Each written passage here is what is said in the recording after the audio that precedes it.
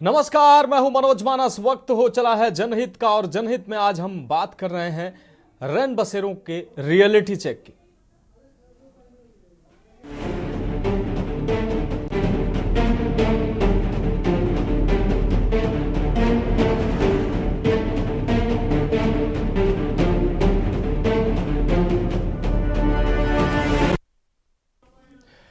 तो रैन बसेरों के रियलिटी चेक को आज अपने दर्शकों को दिखा रहे हैं। प्रदेश में सर्दी अपना रंग दिखाने लगी है।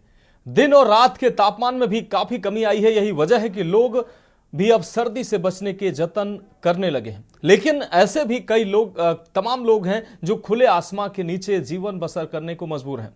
कुछ लोग मजबूरी में परिवार से दूर 2 जून की रोटी कमाने के लिए शहर में रह रहे हैं, लेकिन उनके पास उतना पैसा भी नहीं होता, वो इतना कमा भी नहीं पाते कि वो किराए का मकान ले सकें। ऐसे लोगों के लिए एकमात्र सहारा रैन बसेरे होते हैं।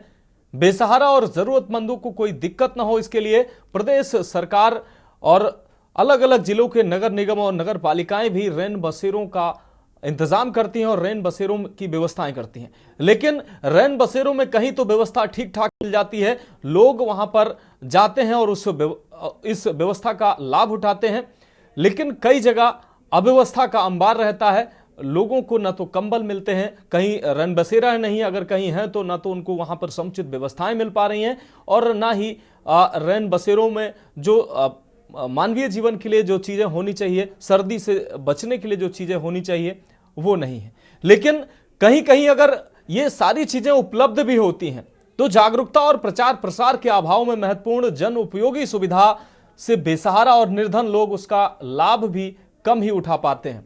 के न्यूज की टीम ने आज रैन बसेरों का रियलिटी चेक किया है। कुछ जिलों का रियलिटी चेक हम आपको इस खास रिपोर्ट के माध्यम से दिखाते हैं।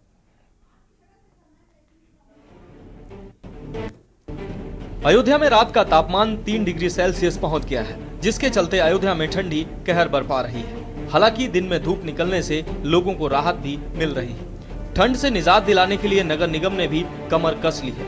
अयोध्या कैंट व अयोध्या धाम में नगर निगम 7 जगहों पर अस्थायी रैन बसेरे का निर्माण कर रही है, जिसमें बेड पर गद्दा, तकिया, चद्दर व कंबल का इंतजाम किया गया है। इसके साथ ही नगर निगम अयोध्या धाम अयोध्या कैंट के महत्वपूर्ण चौराहों पर अलाव की भी व्यवस्था कर रहा है। 7 अस्थायी रैन बसेरे में लगभग 500 यात्री रात्रि निवास कर सकेंगे।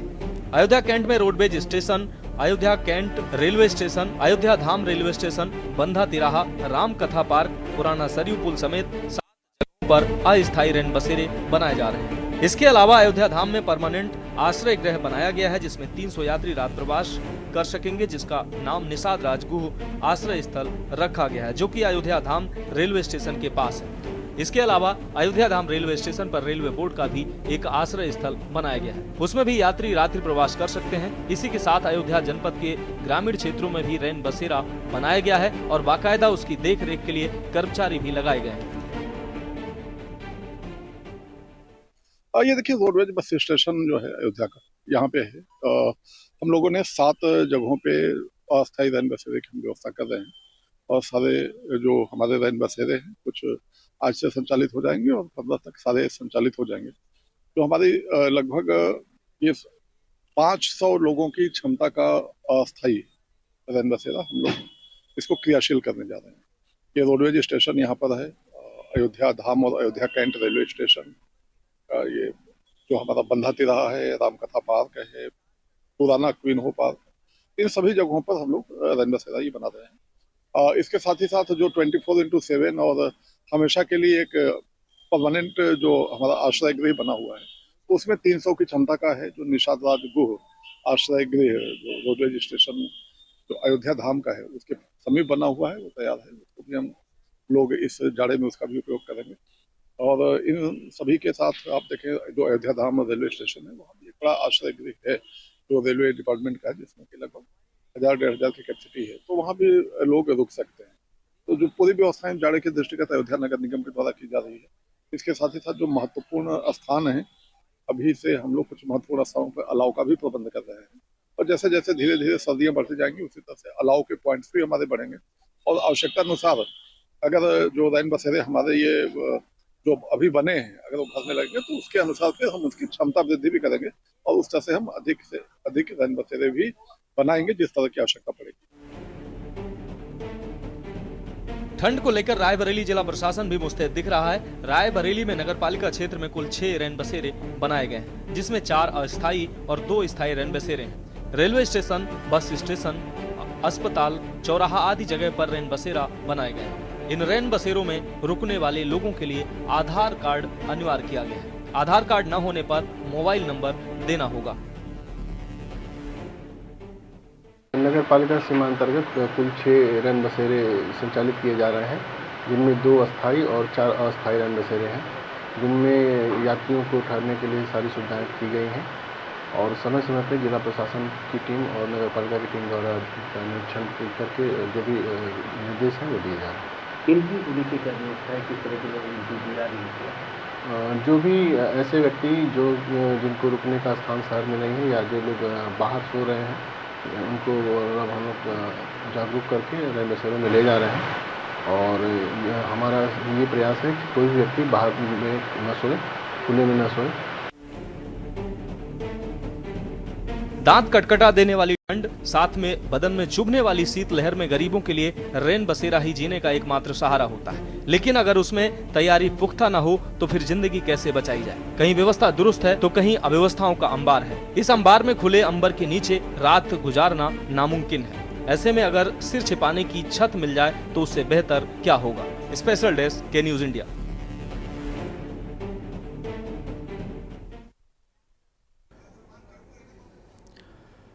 तो ये कुछ जिलों का रियलिटी चेक हमने तस्वीरों के माध्यम से अपने दर्शकों को दिखाया, लेकिन इसके अलावा कई अन्य जिलों की भी रैन बसेरों का रियलिटी चेक हमारे संवाददाताओं ने किया है। वहां की भी तस्वीरों से रूबरू कराएंगे अपने दर्शकों को। हमारे साथ अलग अलग जिलों से हमारे संवाददाता जुड़े हुए हैं, खास मेहमान भी हमारे साथ जुड़ेंगे, उनके साथ भी चर्चा करेंगे। उससे पहले हमारे अलग अलग जिलों से जो संवाददाता जुड़े हुए हैं उनके पास चलते हैं। सुरेश सविता संवाददाता कानपुर हमारे साथ जुड़ चुके हैं, प्रवेश शर्मा संवाददाता अयोध्या हमारे साथ जुड़ चुके हैं, मधुर दरबारी प्रयागराज से हमारे साथ जुड़ चुके हैं, वहीं केशवानंद शुक्ला हमारे साथ रायबरेली से जुड़ चुके हैं। सबसे पहले मधुर दरबारी आपके पास आएंगे।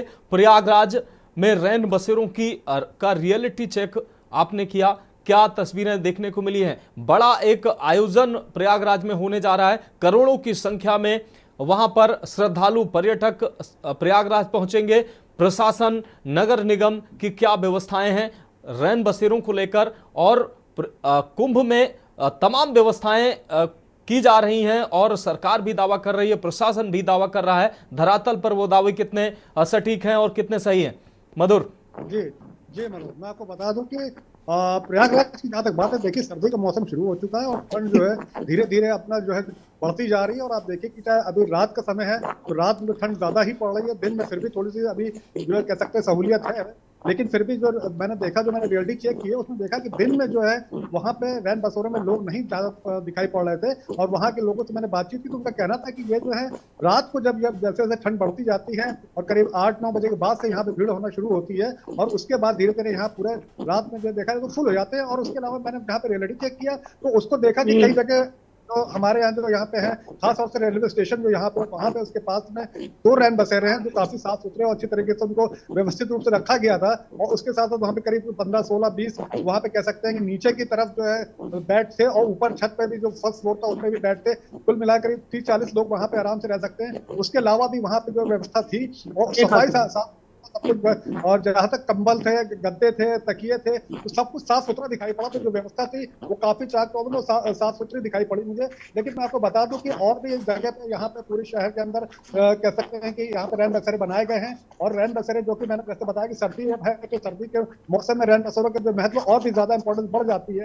तो उसको लेकर के जो है यहाँ प्रशासन हो चाहे आपका नगर निगम हो, वो सब पूरी तरह से मुस्तैद है। और क्योंकि सबसे बड़ी बात यहाँ पे जो महाकुंभ होने वाला है मनोज, वो यहाँ पे एक बहुत बड़ा इवेंट होने वाला है, बहुत बड़ा महा आयोजन होने वाला है। इसमें करीब 40 से 45 करोड़ लोग यहाँ पे शिरकत करेंगे, यहाँ पे शामिल होने जा रहे हैं। साधु संत भी आ रहे हैं, उसके साथ साथ जो है पर्यटक आ रहे हैं, श्रद्धालु आ रहे हैं। तो पूरे देश ही नहीं बल्कि पूरे विदेशों से लोग यहाँ पे इकट्ठा हो रहे हैं और ये अब कम देखा जाए तो शुरू हो चुका है, लोग धीरे धीरे आने शुरू हो चुके हैं। सबसे बड़ी बात जो है 1 महीना कल्पवास यहाँ पे शुरू होने वाला है, जो पौष पूर्णिमा से 13 जनवरी से शुरू हो जाएगा, 1 महीने तक वो चलेगा। तो उसको लेकर के करोड़ों लोग जो श्रद्धालु हैं, या वो देश और विदेशों सबसे आ रहे हैं, तो उसके लिए जो है यहाँ पे आश्रय स्थल, उसके साथ साथ जो है रैन बसेरे भी यहाँ पे बनाए जा रहे हैं और जो पहले से बने हुए हैं वो तो यहाँ पे मौजूद है। लेकिन जहां तक आपने बात कही रियलिटी चेक की, तो मैं आपको एक चीज बता दूं कि प्रशासन और नगर निगम और जो भी आपका शासन प्रशासन जो भी है वो सारे भले ही मुस्तैद है, काफी जो है जांच तौरों से लगे हुए हैं इस काम को पूरा करने के लिए। लेकिन फिर भी मैं आपको बता दूं कि अभी जहां तक महाकुंभ संगम तक की बात है, वहां मैंने अपना रियलिटी चेक किया तो वहां पे अभी जो है कोई खासी तैयारी वहां पे दिखाई नहीं पड़ी, क्योंकि वहां पे अभी रैन बसेरों का बसना शुरू ही नहीं हुआ है। क्योंकि सबसे बड़ी बात मैं वहां आपको बता दूं कि अभी भूमि आवंटन चल रहा है, जिसको भूमि आवंटन को लेकर के अभी जो साधु संत हैं और जो आपके अखाड़े के साधु संत हैं, शिविर के साधु संत हैं, वो कहीं ना कहीं उनका और प्रशासन के बीच में तालमेल और सामंजस्य पूरी तरह से बैठ नहीं पा रहा है, जिसको लेकर के भूमि आवंटन अभी पूरी समस्या पूरी तरीके से वो उसका जो है सॉल्यूशन नहीं हो पा रहा है। क्योंकि अभी मैंने बातचीत की, अभी भी मैं मिलकर आया तो वहां पे मैंने आज रियलिटी चेक किया तो उसमें देखा कि कई साधु संत अभी भी आए हुए हैं और वो पूरी तरीके से मेला प्रशासन में मेला अधिकारियों से मुलाकात कर रहे हैं। वो चाह रहे हैं कि उनको भूमि आवंटन हो और कुछ को भूमि आवंटन हुआ भी है तो पूरी तरह से संतुष्ट नहीं दिखाई पड़ रहे। तो इस तरीके से मैं आपको बता दूं कि जब भूमि का आवंटन ही ठीक से नहीं हुआ है तो अभी आप रैन बसेरे की परिकल्पना भी नहीं कर सकते, क्योंकि अभी एक तरीके से जब भूमि का आवंटन होगा तो पता चलेगा कौन से, क्योंकि माना तो ये तैयारी तो पूरी चल रही है कि सभी सेक्टरों में जो है उसको तैयार किया जाएगा रैन बसेरों को। जैसे कि महाकुंभ में करीब 25 सेक्टर बनने वाले हैं, तो 25 सेक्टर में ऐसा माने चला जा रहा है कि वहां पे करीब करीब सभी सेक्टर में जो रैन बसेरे रहेंगे। और पहले के जो महाकुंभ होते रहे हैं और जो माघ मेले भी होते रहे हैं, वहां पे रैन बसेरे बसे हैं और अच्छे बने हैं। लेकिन अब जहां तक देख लीजिए 1 महीना से कम ठीक है मधुर आपके पास हम आएंगे। अब वापस लौटते हैं अपने प्रोग्राम पर, अपनी खास पेशकश पर। रैन बसेरों की हकीकत रियलिटी चेक हमारे संवाददाताओं ने ग्राउंड जीरो पर किया है, उसकी हकीकत हम दिखा रहे हैं। कि आपको बता दें अयोध्या से प्रवेश शर्मा हमारे साथ जुड़े हुए हैं, साथ ही केशवानंद शुक्ला रायबरेली से हमारे साथ जुड़े हुए हैं। केशवानंद आपके पास आएंगे। रायबरेली में स्थायी और अस्थायी जो रैन बसेरे हैं उनकी सूरत हाल कैसी है? सर्दी का सितम, लोग कड़ाके की सर्दी शुरू हो चुकी है। जो गरीब और बेसहारा लोग हैं, जरूरतमंद लोग हैं, उनका जो एकमात्र सहारा सर्दियों में रैन बसेरा होता है। क्या जमीनी हकीकत है रायबरेली में? बिल्कुल, देखिए देखा जा रहा है कि जिस प्रकार दिसंबर महीने समापन हो रहा है वहीं शीतलहर लगातार बढ़ते हुआ नजर आ रहा है, जिसको लेकर के रायबरेली जिला प्रशासन व रायबरेली शहर की नगर पालिका व नगर पंचायतों में रैन बसेरों को बनाया गया। वही रायबरेली जो क्षेत्र नगर पालिका है वहाँ पे 6 रैन बसेरों को बनाया गया, जिसमें 4 अस्थायी रैन बसेरा और 2 जो है स्थायी रैन बसेरा है। वही 4 जो रैन बसेरा है उसे bus stop, railway station, super market, साथ ही साथ अस्पतालों के पास ये रैन बसेरे बनाए गए हैं। उसमें अगर व्यवस्थाओं की बात की जाए तो जिला प्रशासन और नगर पालिका की टीम के द्वारा जो है अलाव की व्यवस्थाएं की गई, पानी की व्यवस्थाएं की गई, बाकायदा वहाँ पे लाइटिंग की व्यवस्थाएं की गई हैं, ताकि जो भी यात्री या जो भी जरूरतमंद है वो वहाँ पे पहुंचे, उन्हें किसी भी प्रकार की दिक्कतें ना, उसको लेकर के रैन बसेरे बनाए गए हैं। बाकायदा जो रैन बसेरा है उनको चारों तरफ से पैक कर दिया गया है, ताकि जो भी यात्री हैं उन्हें ठंड से बचाया जा सके और किसी भी प्रकार की दिक्कतें ना हो। लेकिन इन रियलिटी चेक में सबसे बड़ी बात निकल करके यही आई है कि जो महिला और पुरुष का रैन बसेरा बनाया गया है वो एक ही कंपाउंड में रखा गया है। इसको लेकर के सुरक्षा व्यवस्था के अभी भी किसी भी प्रकार के कोई इंतजाम नहीं किए गए हैं। लेकिन अगर नगर पालिका की तरफ से व्यवस्थाओं की बात की जाए तो सभी प्रकार के जो व्यवस्था है वो पुख्ता इंतजाम किए गए हैं। के न्यूज ने जो है रायबरेली नगर पालिका के जो अभिशासी अभियंता है स्वर्ण सिंह, उनसे भी बात किया तो उन्होंने बताया कि जो 6 रैन बसेरा है वहाँ पे पूरी व्यवस्थाएं की गई है, किसी भी यात्री को किसी भी प्रकार की दिक्कतें ना हो उसको लेकर के व्यवस्थाएं की गई। वहीं देखा जाता है कि अमूमन ठंड में जो लोग बाहर लेटते हैं उनको भी रैन बसेरे में कैसे लेकर आया जाए, क्योंकि देखा जाता है कि जागरूकता भी जो नीचे तबके के लोग होते हैं उनमें जागरूकता की कमी देखने को मिलती है। उनको भी लेकर के जिला प्रशासन पूरी तरह से अलर्ट मोड पे है। समय समय पर जो आला अधिकारी हैं वो भी जो है रैन बसेरों का चेक करते हैं और जो भी कमियां होती हैं उसको सुधारने के जल्दी दिशा निर्देश देते देती है। जी निश्चित रूप से केशवानंद हमारे साथ प्रवेश पांडे अयोध्या से हमारे साथ जुड़े हुए हैं। प्रवेश, अयोध्या एक पर्यटन नगरी है, प्रयागराज में महाकुंभ है और सरकार को उम्मीद है और तमाम साधु संतों और अयोध्या में जो व्यवस्थापक हैं उनको उम्मीद है कि जो दूर दराज से देश विदेश से पर्यटक आएंगे वो प्रयागराज के बाद अयोध्या जरूर आएंगे। तो एक पर्यटन नगरी अयोध्या होने के नाते अयोध्या में बड़ी मात्रा में पर्यटक आ रहे हैं और आगे और भी पर्यटकों के आने की संभावना है। लगातार अगर अयोध्या की बात करें, वहां पर रैन बसेरों स्थायी या अस्थायी जो बनाए गए हैं पर्यटकों के लिए, उन रैन बसेरों का क्या सूरत हाल है, उन रैन बसेरों की हकीकत क्या है, क्या जो जरूरत की चीजें हैं रैन बसेरों में होनी चाहिए जिनका दावा प्रशासन कर रहा है वो अयोध्या के रैन बसेरों में उपलब्ध हो पा रही हैं? बिल्कुल, आपको बता दें कि अगर अयोध्या की बात करें तो अयोध्या में जो है लगातार ठंड बढ़ती जा रही, वहीं पहाड़ी क्षेत्रों में बर्फबारी होने के कारण जो है अयोध्या में लगातार जो है ठंड कहर बरपा रहा है। लेकिन कल तक जो अयोध्या में रैन बसेरों को लेकर लगातार खबरें चल रही थी, जो व्यवस्था नहीं हो पाई थी, उसके बाद जो है नगर निगम हो, चाहे नगर पंचायत हो, चाहे नगर पालिका हो, सभी जगहों से जो है एक रूटीन बना के जो है एक रैन बसेरों का जो कार्य है वो युद्ध स्तर पर किया गया और खास करके अयोध्या में एक गोल्फ कार्ड बनाया गया है। अगर कहीं से भी निराश्रित या बुजुर्ग या कोई ऐसा है जो खुले आसमान में सोने को मजबूर है तो वहां पे कुछ ही देर में जो है गोल्फ कार्ड पहुंचेगी और उस गोल्फ कार्ड के माध्यम से जो है उसको रैन बसेरे में लाया जाएगा। लेकिन अगर बात की जाए तो इसके पहले हमने जो तस्वीरें भेजी थी वो जिला मुख्यालय से थी, लेकिन इस समय हमने जो है 60 किलोमीटर के लगभग दूरी पर के न्यूज की टीम पहुंची है, नगर पंचायत जो कि ग्रामीण क्षेत्र में आता है। हालांकि हमारे साथ बातचीत करने के लिए नगर अध्यक्ष जो है शीतला प्रसाद शुक्ला जी भी मौजूद हैं, इनसे बातचीत भी करेंगे। सर, अगर बात की जाए रैन बसेरों की तो किस तरीके से, जिस तरीके से अगर बात की जाए तो इस बार जो है लगातार ठंड जो है कहर बरपा रही है, किस तरीके से व्यवस्था की गई है जो खुले आसमान में लोग ना सोएं? हमारी नगर पंचायत में रैन बसेरा की तैयारी 10 दिसंबर से पूरी कर ली गई है। 10 सेट हमारे यहाँ लगाए गए हैं और अलाव भी हमारे 10 स्थानों पर अभी तक जल रहे हैं। कामाख्या मां मंदिर के इर्द गिर्द 4 स्थानों पर चौकी और अस्पताल, ये यहाँ पर हमारे कर्मचारी अलाव जला रहे हैं और कोई भी कहीं अगर ठंड से दिखता है तो उनको बुलाकर यहाँ लाया जाता है। हमारे यहाँ व्यवस्था कर ली गई। रैन बसेरे के अलावा अगर बात की जाए तो बहुत ऐसे वृद्ध होते हैं, ऐसे बुजुर्ग होते हैं जो गांव में उनको छत तो मिल जाती है लेकिन ओढ़ने के लिए उनको बिस्तर नहीं मिल पाता है, कंबल नहीं मिल पाता है। इसको लेकर क्या मुहिम है? हमारी मुहिम अभी 129 कंबल यहाँ नगर पंचायत मां कामाख्या में वितरित किए गए हैं। हर वार्डों में चयनवार हम 15 वार्ड हैं, हमारे 15 वार्ड में हम कंबल वितरण की तैयारी कर चुके हैं, लगातार अब करने जा रहे हैं।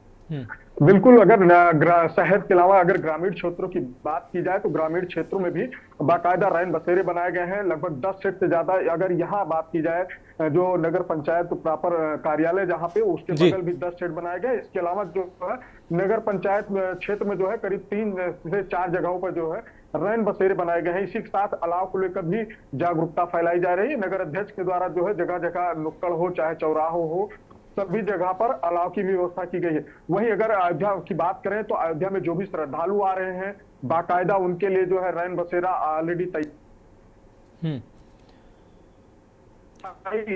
रैन बसेरा भी बनाया गया है और जो अस्थायी रैन बसेरा बनाया गया वहां बाकायदा गोल्फ कार्ड जो है निश्चित रूप से प्रवेश आपके पास आते हैं। इससे पहले कानपुर से हमारे साथ सुरेश सविता जुड़े हुए हैं। सुरेश, कानपुर महानगर है, बड़ी संख्या में लोग यहाँ कामगार कानपुर में रहते हैं। कई कामगार ऐसे होते हैं जो किराए के मकान लेने की उनकी क्षमता नहीं होती, इतना कमा नहीं पाते हैं क्योंकि उनको परिवार भी चलाना होता है। ऐसे में बेसहारा लोगों का एकमात्र सहारा रैन बसेरा। कानपुर में बड़ी संख्या में रैन बसेरे बने हुए हैं। उन रैन बसेरों की हकीकत क्या है? लोगों को जो वहां सुविधाएं मिलनी चाहिए, प्रशासन दावा करता है, शासन के निर्देश जो दिए जाते हैं ये व्यवस्थाएं होनी चाहिए, क्या कानपुर में रैन बसेरों में वो व्यवस्थाएं मिल रही हैं और बेसहारा लोग इन रैन बसेरों का उपयोग कर पा रहे हैं?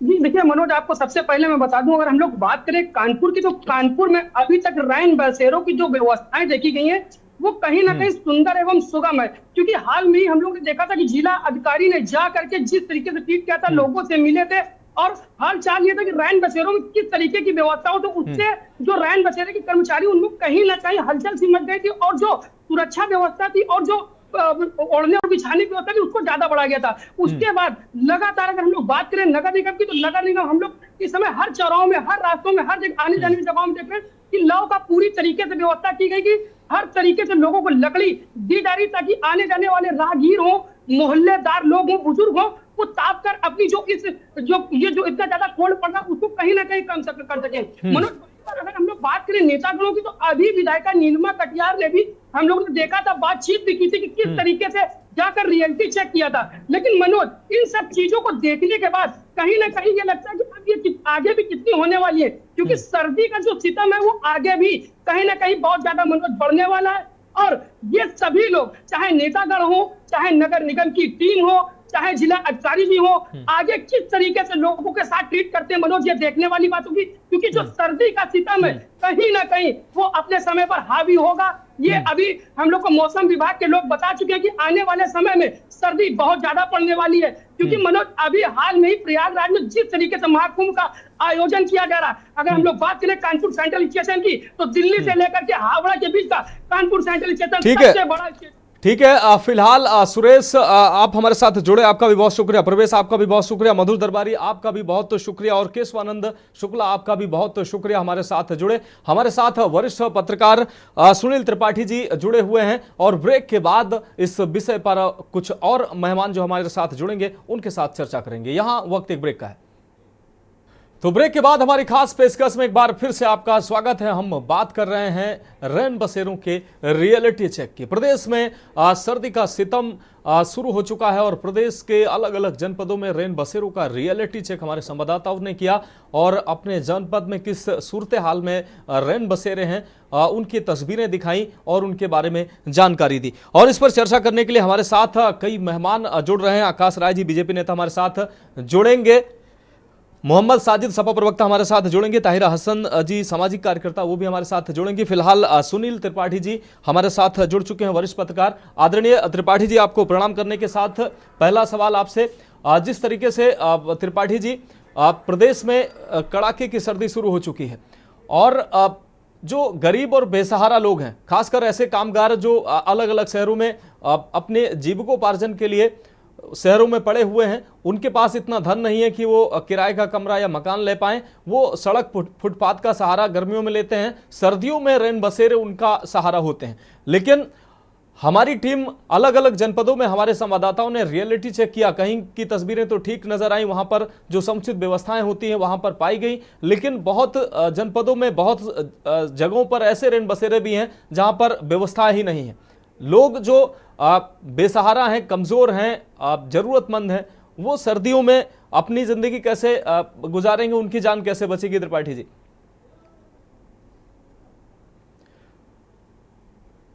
सर अनम्यूट कर लीजिए फोन अपना।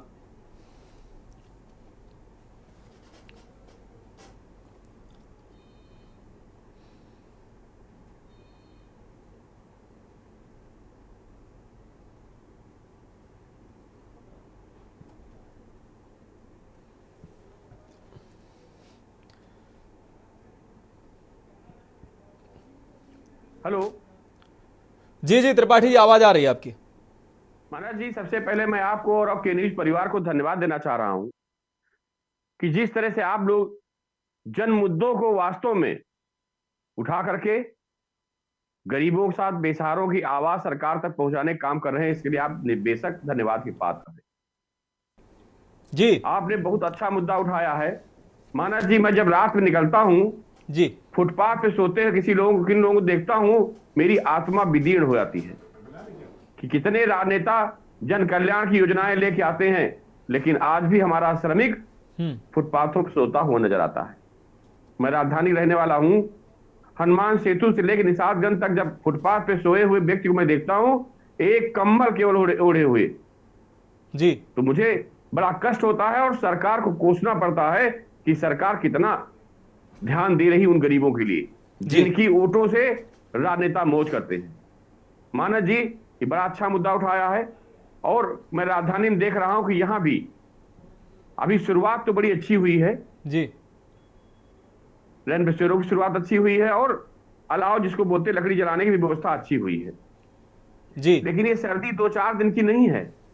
मेरी समझ से अभी 1-1.25 महीना 1.5 महीना तक उत्तर प्रदेश के लोगों को सर्दी की ठंड झेलनी ही पड़ेगी। मैं रात में देखता हूं कुछ लोग ऐसे निकलते हैं कि 2 कंबल 4 कंबल बांटे, फोटो छपवाए, निकले चले गए। निश्चित रूप से सर, उनको भी मैं उनसे भी मैं बड़ा निवेदन साथ कहना चाह रहा हूं कि फोटो आप मीडियम में छपवाइए, लोगों के दिल में, और भगवान को वहां छपवाएं जहां जन कल्याण के लिए ईश्वर ने आपको यहां भेजा है। मैं राजधानी की बात करूं तो एक नौनी सहगल साहब यहाँ डीएम हुआ करते थे जी, जो आज प्रसार भारती के चेयरमैन है। मैं रात में जब निकलता था रिपोर्टिंग करने के लिए, मुझे डीएम साहब रात में मिलते थे, सड़कों पर कहीं कंबल बांटते हुए और कहीं ठंड से गुजरते हुए लोगों को देखते हुए। लेकिन उसके बाद से मैं देख रहा हूं कि राजधानी में शायद जिलाधिकारी कोई ऐसे आए हो जो 1-2 को छोड़कर राजशेखर जैसे लोगों को कोई रात में निकलना पसंद नहीं करता है। माना जी, सबसे बड़ी समस्या यह है कि आप हर कल्याणकारी योजनाएं लेके आ रहे हैं जी, श्रमिकों के लिए एक आवास बनवा दिए हर क्षेत्र में जहां लेबर हमारे आते हैं। 10 रुपया, 20 रुपया, 50 रुपया उनसे आप ले लीजिए जी, अगर उनके आवास बना दिया छोटे छोटे, जैसे गेस्ट हाउस बनाए जाते हैं जी, शादी हाउस बनाए जाते हैं, तो वैसे ही एक श्रमिकों के भी आवास जगह जगह बनवा दीजिए, तो न लोग फुटपाथ पे सोएंगे न उनको अलाव की आवश्यकता पड़ेगी। लेकिन सरकार रात गई बात गई। वास्तव में देखा जाए किसी सरकार ठीक है त्रिपाठी जी, माफी के साथ आपको रोकना चाहेंगे।